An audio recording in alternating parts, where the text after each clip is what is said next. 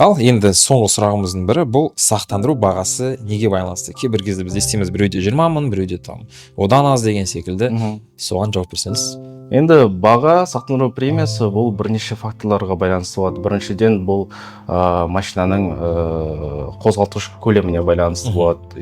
Үлкен көлемі бар болса, манағы үлкен объемы бар болса, ол кезде сақтандыру премиясы үлкен болады. Екіншіден, жүргізушінің жасына және де тәжірибесіне байланысты, стаж вождениеге байланысты. Мысалы, кеше ғана право алған жүргізуші, ол 2 есе немесе 3 есе қымбаттырақ төлейді.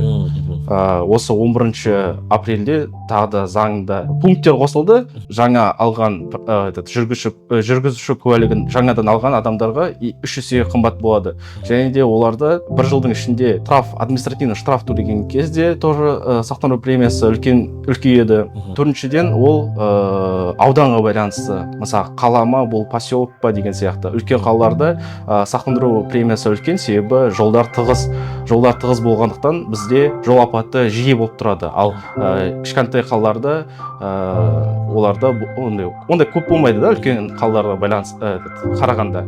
Сондықтан тарифтері 2 есе, 3 есе өседі. Ал мысал ретінде мен жаңағыда сіз айттыңыз ғой, жаңадан қосылған жүргізуші куәлігін алған адам және бұрыннан бері төлеп жатқан адам.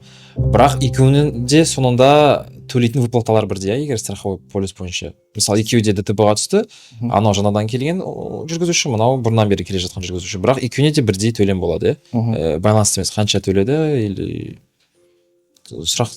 Обязательно страховкаде оған ешқандай байланысы жоқ. Мысалы, жаңадан алған